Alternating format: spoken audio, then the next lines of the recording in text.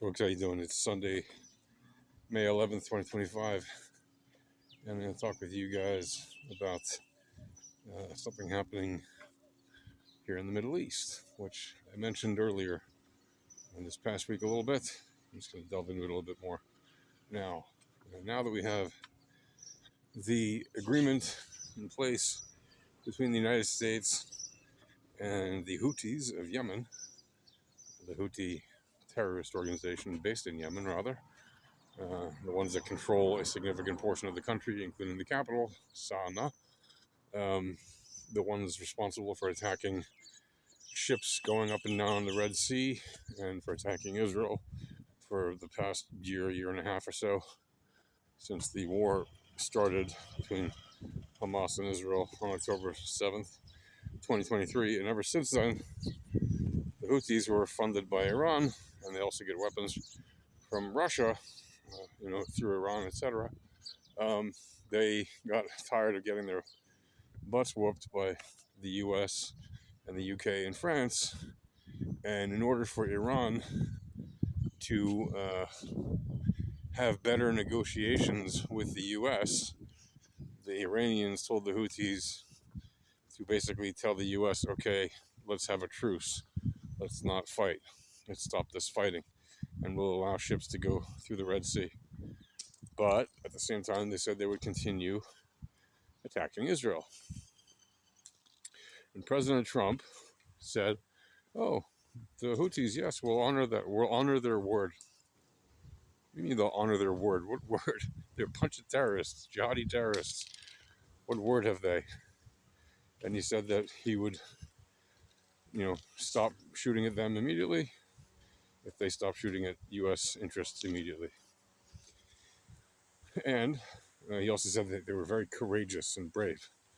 When was the last time he said that the Ukrainian fighters were very courageous or brave? When was the last time he said anything positive about any U.S.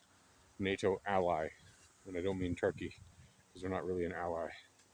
Yeah, and Turkey's in NATO. Technically, they're an ally, but practically speaking, they're not an ally. They're causing a lot of trouble in the Middle East and in Ukraine and elsewhere. Turkey is a very bad example of an ally. And if it weren't for the fact that the U.S. has its nukes in Incirlik, right, in Turkey, where there's a U.S. Air Force base, if it didn't keep nukes there, it would behoove the U.S. to urge the rest of NATO to kick Turkey out of NATO, because they're really not a very good ally. But they are a NATO ally, and technically speaking, they are in NATO. And yes, they do host the U.S. bases where the U.S. keeps nukes since decades.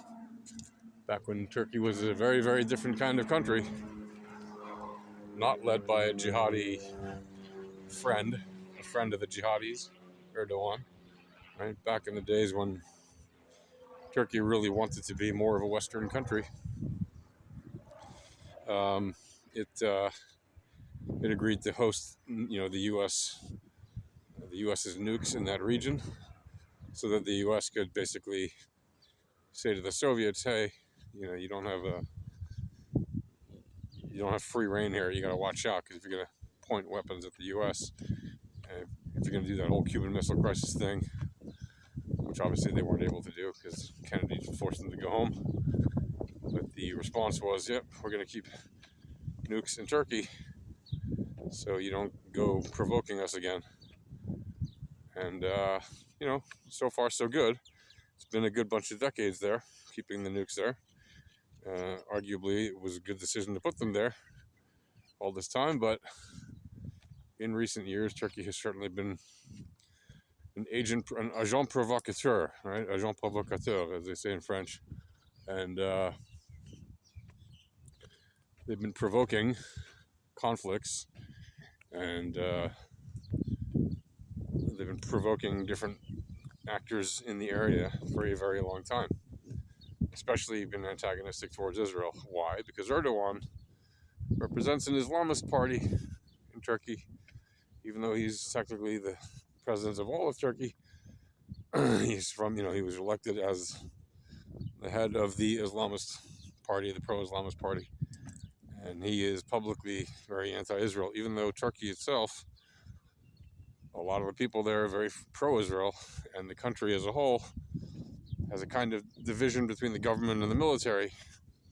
And the military is actually quite pro-Israel, and they do a lot of trade with Israel. So economically, Israel and Turkey are pretty close, and they do a lot of trade.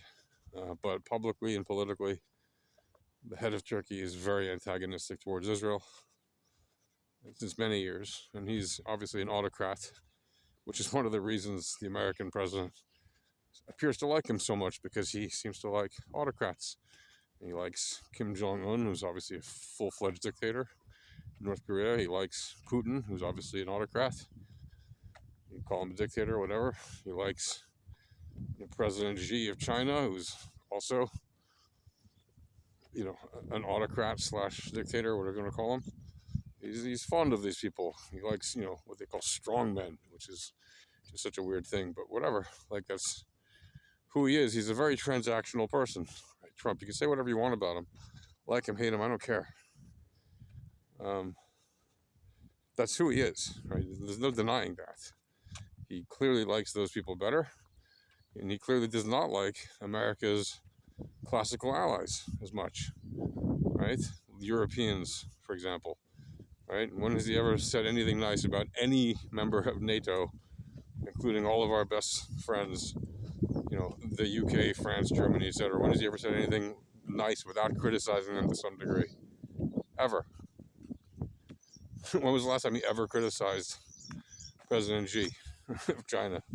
But yeah, he says, they've been not so nice to us. We're going to impose tariffs on them, and then he reduces the tariffs by more than half or whatever. So like 145% tariff on China, now it's 80% or something like that. So almost 50% of the tariff knocked out, just like that, before they even entered negotiations.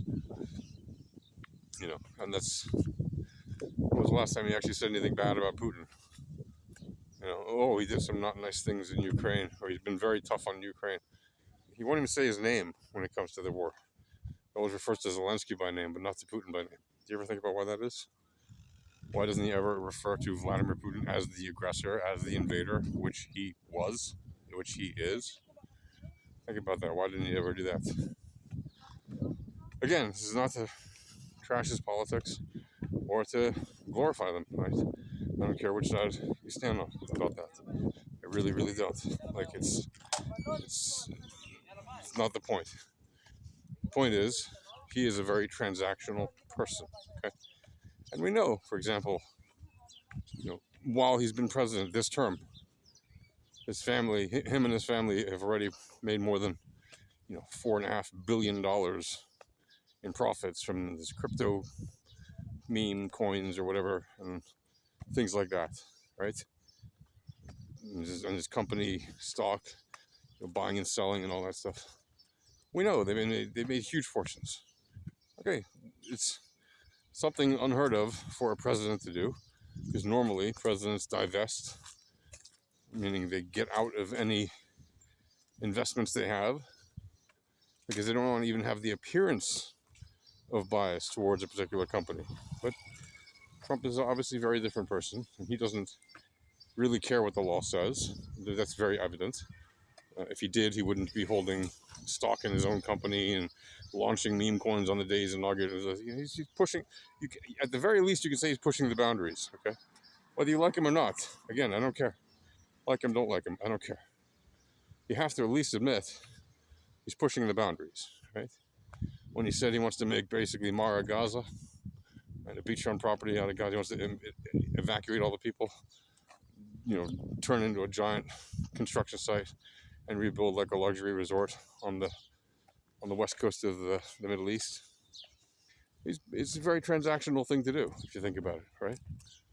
When he told the Houthis that he would have a truce with them immediately, without even talking to Israel beforehand, that was a very transactional thing to do.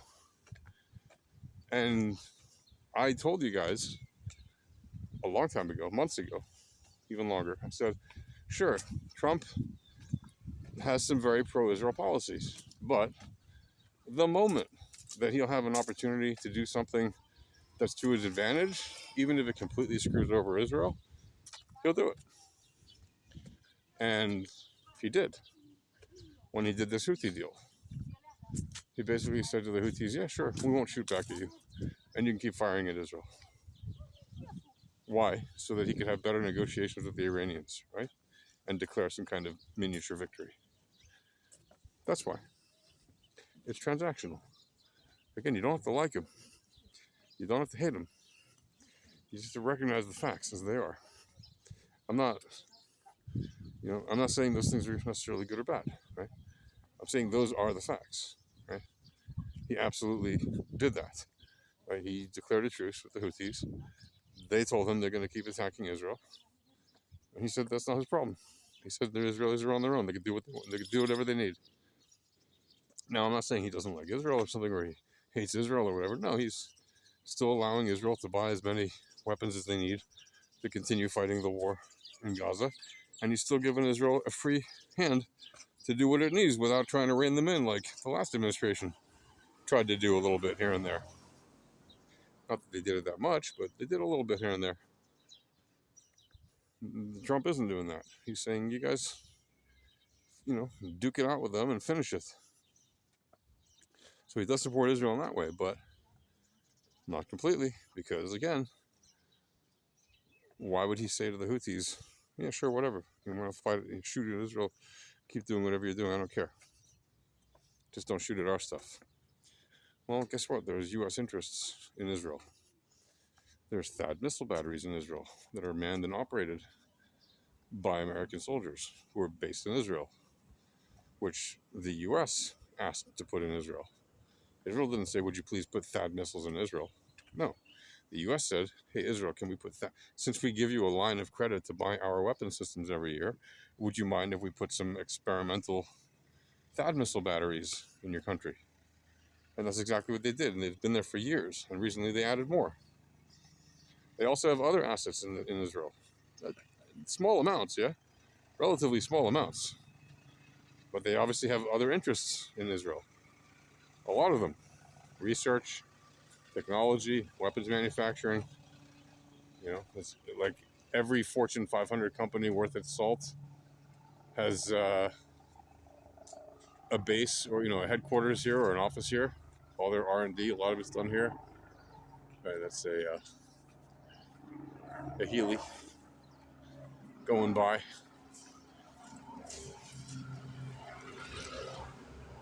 I don't know if you guys can hear that, but a whirly bird going by.